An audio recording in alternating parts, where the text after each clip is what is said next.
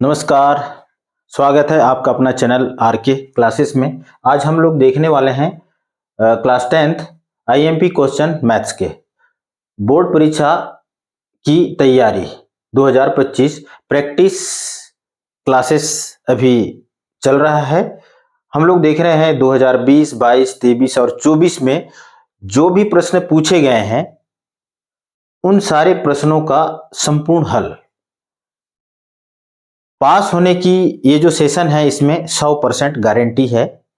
क्यों गारंटी है? क्योंकि ये जो आपके जो सब्जेक्ट है मैथ्स, इसमें जो भी प्रश्न है वो कंटिन्यू मतलब अभी तक कोई कोर्स में कोई बदलाव नहीं हुआ है, तो उस हिसाब से ये सारे क्वेश्चन जो है ना इम्पोर्टेंट है और कई बार ये जो क्वेश्चन है रिपीट हो चुके हैं, तो इसलिए ये सेशन आपके लिए बहुत महत्वपूर्ण है। तो आप ध्यान से ये सारे क्वेश्चन को देखना। ये आपका जो संभावित ब्लूप्रिंट के आधार पर क्वेश्चन पेपर है, मतलब ये जो भी क्वेश्चन है वो 2022-23 में पूछे गए क्वेश्चन है, तो ये ब्लूप्रिंट आधारित प्रश्न है। इसलिए ये जो सेशन है उसको अच्छे से ध्यान से सारे प्रश्नों को समझना। आपको 100% पास होने की गारंटी, साथ में 75 नंबर भी आप ला सकते हैं ये सारे क्वेश्चन को अगर हल करेंगे तो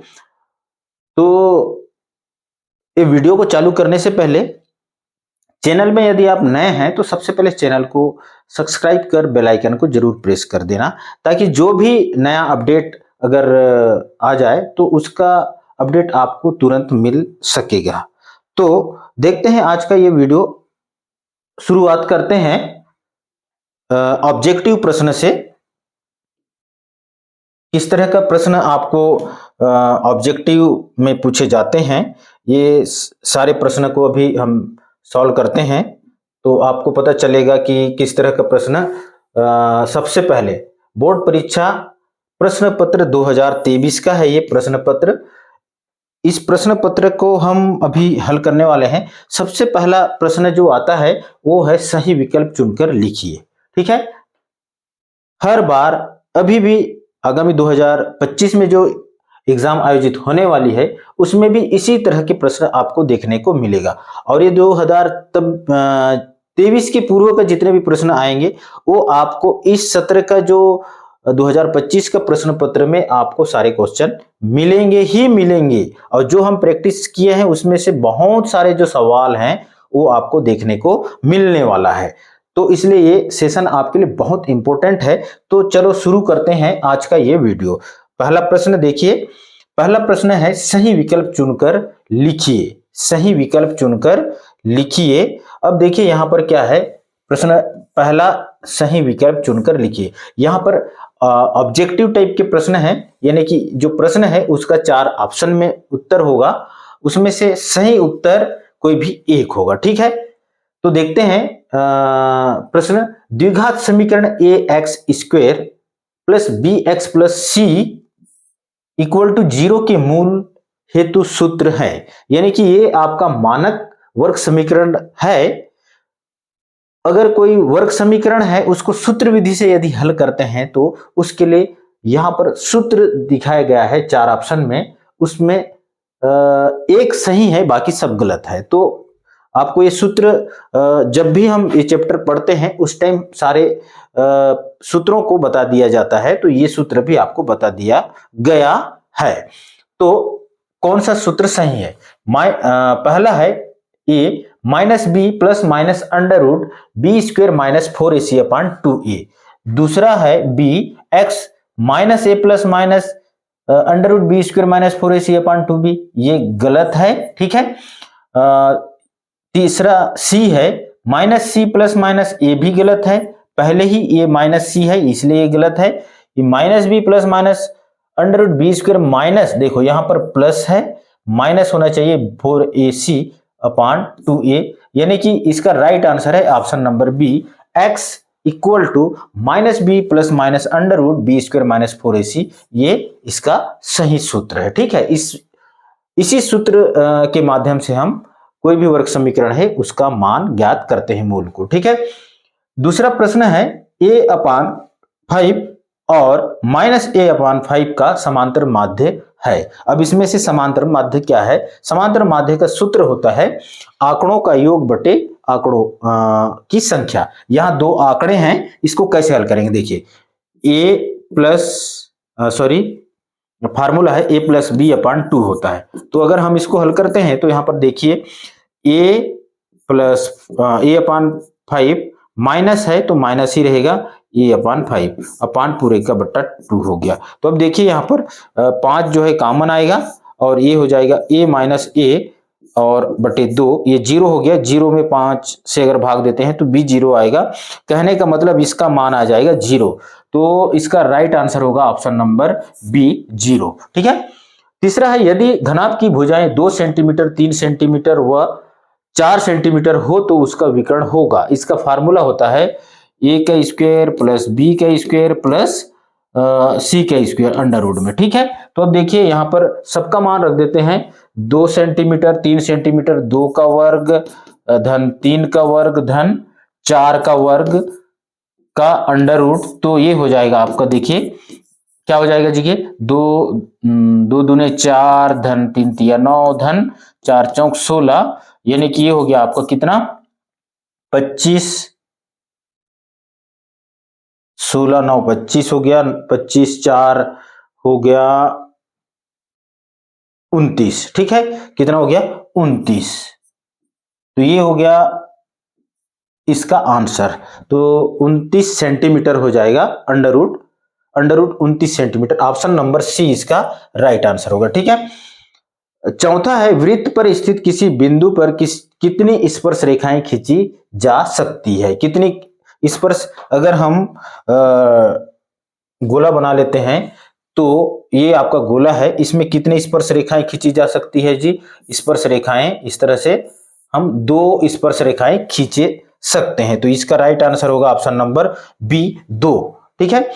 पांचवा है दो समरूप त्रिभुजों के क्षेत्रफल में अनुपात 36:49 हो तो उनकी संगत भुजाओं में अनुपात होगा। क्या होगा? देखो 6 छक्के 36, 37 37 49, यानी कि 6:7 इसका राइट आंसर होगा ऑप्शन नंबर ए। ठीक है। इस तरह से सवालों को हमको सवालों का जवाब देना है ऑब्जेक्टिव में। ठीक है। नेक्स्ट सवाल देखते हैं। रिक्त स्थानों की पूर्ति कीजिए। यह है आपका प्रश्न 1 बी, रिक्त स्थानों की पूर्ति कीजिए। ये आपका 5 नंबर की तैयारी कर चुके हैं। ये 5 नंबर का यानी कि 1-1 नंबर का सवाल है ये। अब देखिए रेखा एक्स वाई माइनस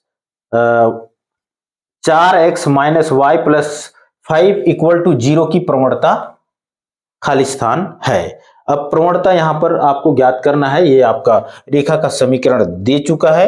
अब प्रवणता का फार्मूला क्या होता है जी? प्रवणता ज्ञात करने का फार्मूला अगर सरल रेखा देखें तो y equal to mx plus c होता है। इसलिए क्या हो जाएगा, देखो ये y को पक्षांतर कर देते हैं तो y हो जाएगा आपका 4x धन 5 हो जाएगा। ठीक है। तो यहां पर m मतलब ये है किसका मान है? प्रवणता का मान है। कहने का मतलब 4 का जो x का जो गुणांक होगा वो प्रवणता को प्रदर्शित करता है, इसलिए ये इसका आंसर हो जाएगा 4। ठीक है।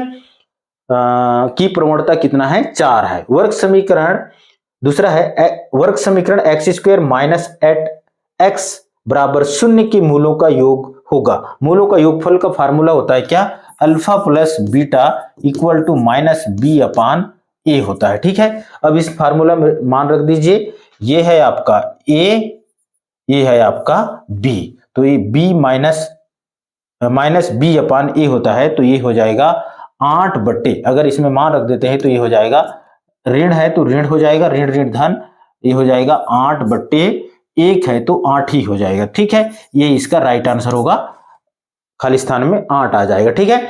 तीसरा है किसी चाप द्वारा केंद्र पर बनाया गया कोण परिधि के शेष भाग में बने कोण का क्या होता है जी? दुगुना होता है। कितना होता है? दुगुना होता है। इसका खाली स्थान में आएगा दुगुना। कोण क्या होता है? दुगुना हो जाता है। ठीक है। उसी प्रकार चौथा प्रश्न है sec square 90 minus theta minus 10 square 90 minus theta का मान होगा। इसको सॉल्व करते हैं। देखिए सेक का अपोजिट क्या होता है जी, कोसेक हो जाता है, ठीक है। तो यहां पर देखिए सेक स्क्वायर 90, देखिए इस तरह का जो सवाल होता है इसके लिए फार्मूला क्या है, सेक स्क्वायर 90 माइनस थीटा का हो जाएगा, क्या हो जाएगा, सेक का कोसेक स्क्वायर थीटा हो जाएगा, ठीक है, स्क्वायर है तो थीटा हो जाएगा। उसके बाद 10 का हो जाएगा कॉट स्क्वायर थीटा हो जाएगा। फार्मूला क्या है इसका, फार्मूला है सेक स्क्वायर 90 माइनस थीटा बराबर हो जाता है सेक का कोसेक कोसेक ए थीटा। एक सेक का क्या हो जाएगा, स्क्वायर है तो स्क्वायर हो जाएगा, सेक का कोसेक हो जाएगा और ये थीटा आ जाएगा, ठीक है, ये इसका फार्मूला है। तो इसके हिसाब से हो जाएगा, इसका मान क्या हो जाएगा, देखो cosec square theta plus cot square theta बराबर होता है सर्वसमीका से 1 होता है, क्या हो जाता है, इसका मान हो जाएगा 1 हो जाएगा, ठीक है, इसका मान क्या आ जाएगा, 1 आ जाएगा। उसी प्रकार 5वां नंबर सवाल देखिए, 1/2 साइन 17 अंश गुणित कोसेक 17 अंश का मान होगा। इसका मान क्या होगा, देखिए 1/2 साइन 17 अंश है, तो साइन का अपोजिट क्या होता है जी, कोसेक होता है। तो हम लिख सकते हैं यहां पर 1/2 1/कोसेक 17 अंश गुणित ये है आपका कोसेक, जो जैसा है वैसे लिख देते हैं, कोसेक 17 अंश। देखिए कोसेक 17 अंश से कोसेक 17 अंश कट जाएगा, भाग जाएगा, बचेगा आपका 1/2। इसका आंसर क्या हो जाएगा, खाली स्थान में 1/2 आ जाएगा। ये हो गया आपका टोटल 10 नंबर की तैयारी। अब देखते हैं अगला प्रश्न।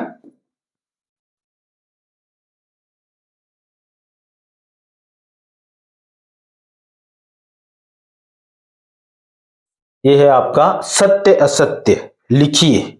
ये आपका है 5 नंबर का सवाल, ठीक है, ऐसा सवाल आपको देखने को मिलने वाला है। इसमें से 1-2 सवाल तो आना 100% है, ठीक है। तो देखिए यहां पर क्या होगा, कौन सा सत्य है कौन सा असत्य है, ये हमको यहां पर से देखना है, ठीक है, वाक्य को समझना है। 2 विषम संख्याओं का योग सदैव विषम होता है। क्या ये जो वाक्य है सही है, बिल्कुल सही है।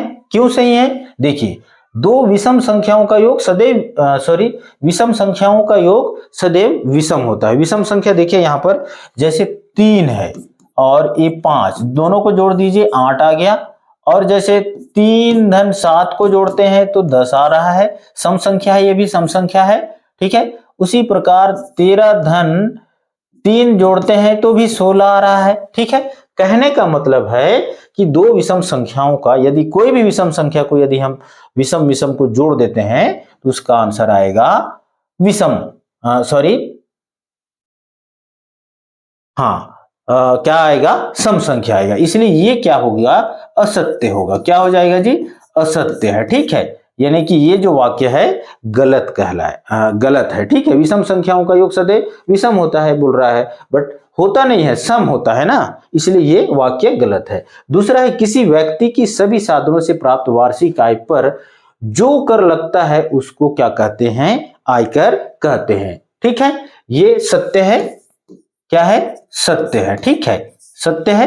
किसी भी व्यक्ति की सभी साधनों से प्राप्त, यानी कि जब गवर्नमेंट टैक्स लगाती है तो सारे संसाधनों से जो भी आय प्राप्त होता है उस पर टैक्स लगाता है, ना कि अलग अलग संसाधनों के हिसाब से टैक्स लगाता है, ठीक है।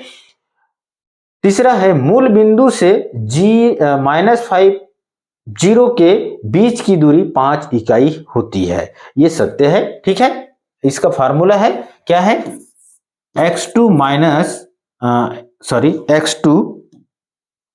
x1 का square plus y2 minus y1 का स्क्वायर में अगर मान रख देते हैं तो देखिए ये है आपका x का मान, ये है आपका y का मान, ठीक है। और मूल बिंदु बोला है ना, मूल बिंदु से है तो क्या हो जाएगा, यहां पर ये x2 y2 हो जाएगा, ये 0 हो जाएगा x1 और 0 हो जाएगा y x1 y1 हो जाएगा। ठीक है, अब यहां मान रख दीजिएगा तो क्या होगा, x2 का मान क्या हो जाएगा जी, x2 का मान हो जाएगा यहाँ पर 0, फिर x1 का मान है यहाँ पर ऋण 5, तो धन 5 हो जाएगा, धन यहां होगा 0 माइनस 0 का वर्ग। तो देखिए यहाँ पर वो आएगा क्या, यहां से आ जाएगा 5 का वर्ग, 5 पंचे 25, ये 0 हो जाएगा, तो ये हो जाएगा आपका 25, तो 25 का वर्गमूल क्या हो जाएगा 5। इसलिए ये जो वाक्य है क्या है, सही है, सत्य है। ठीक है, तीसरा सत्य होगा। ठीक है,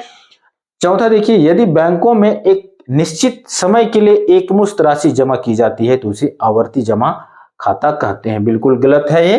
ठीक है, अगर हम एकमुश्त जमा कर देते हैं तो उसको कहते हैं सावधि जमा खाता या फिर फिक्स डिपॉजिट। ठीक है, ये क्या है, असत्य है। ठीक है, क्या है, असत्य। ओके, गलत वाक्य है। पांचवा है, जब दो चरों के रैखिक समीकरण का आलेख दो समांतर रेखाएं होती है तब समीकरण का कोई भी हल नहीं होता। यदि दो रैखिक समीकरण है और दोनों का जो मान अगर आता है, क्या आता है, समांतर रेखा आता है। ठीक है, तो उस सिचुएशन में क्या होता है, जो मूल है क्या होते हैं, उनका कोई भी हल नहीं होता है। इसलिए ये क्या है, सत्य है। ठीक है, ये है सत्य, ये जो वाक्य है सत्य होगा। ओके, इस तरह से सवालों को क्या करना है, आपको ऑब्जेक्टिव जितने भी सवाल हैं उसका आपको आंसर देना है। पूरा 15 में 15 नंबर, किसी भी शर्त से नहीं छूटना चाहिए। ऐसा सवालों को गंभीरता से हल करने की जरूरत है। तो साथियों, ये वीडियो आपको अच्छा लगा तो वीडियो को जरूर लाइक कर देना और कमेंट भी कर देना। धन्यवाद, जय हिंद।